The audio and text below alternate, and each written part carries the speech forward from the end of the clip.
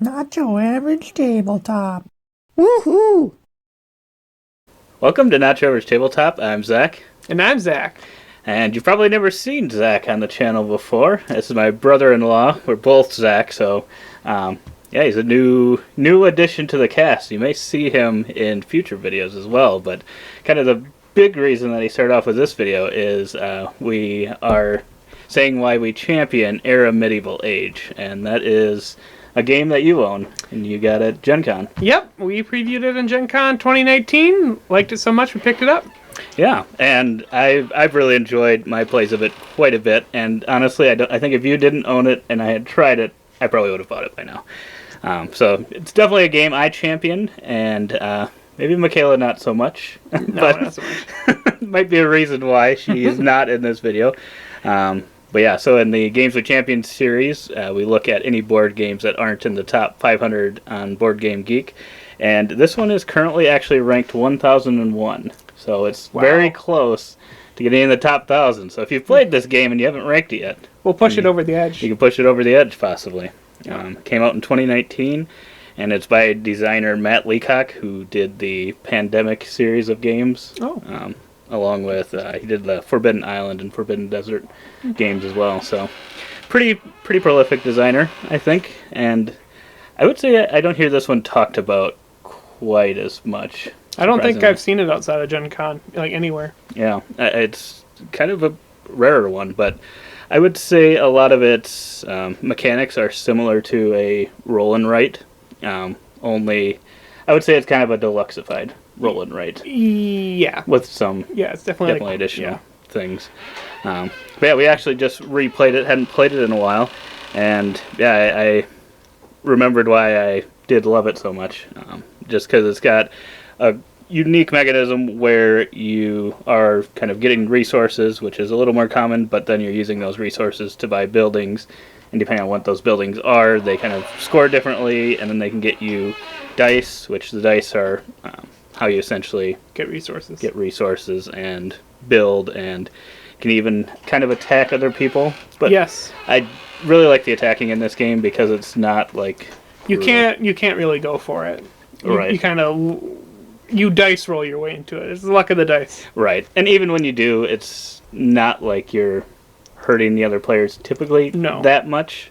Some are a little worse than others, but overall it's not like one of those take that things in games where it's like really devastating. Yeah, the worst way you can attack players, you gotta land on a certain number of skulls, like 5, and like 4 is pretty bad for you, and 6 is like really, really bad for you. Right. So you can't like try and like go for that every time, or you'll end up hurting yourself more often than not. Right, exactly. And yeah, I would say the reason this one sticks out for me is probably a little bit of a shallow gamer. I do like the production value. I think it kind of just elevates this game. I think the one thing maybe is the board being yellow. I think maybe could have improved on that a little bit, but outside of that, I think everything else is really solid. Solidly put together. It's definitely on my list of things. Like you could easily like touch it up and like color in the. They have the areas like recessed really nicely if you did want to color them, but as the base all yellow, it does get a little hard in the light seeing at it sometimes. Yeah, I would agree. But yeah, I guess why would you say you would champion this game above maybe some of the other games you've played? Is there any hook that sticks out? I think it's just it's a very unique combination of like a dice economy game where you're rolling your dice, and then also like layout planning, like trying to go for a good layout to get like bonuses for completely walling in things, and then also competing with opponents to like race to build buildings before they do, because the game ends when buildings get used up. So your plans can end in multiple different ways. So there's a lot of different ways to attack, and it's different every time you play. Different strategies based on what buildings go first, what you gotta go for. Yeah, I totally agree. It's a great combination of a lot of things, and yet it doesn't take that much time. It's actually a really quick game, which I think is why I really, really enjoy it.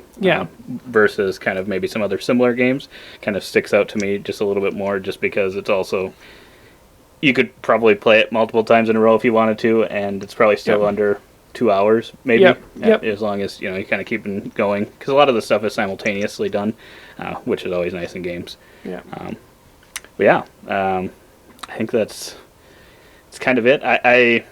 I would put this in my top tier of games. I would say if you really like roll and write games, but you're maybe looking for one that has a lot of things going on, but still not like an overwhelming feeling of things, because Yeah. a lot of it is very simple still.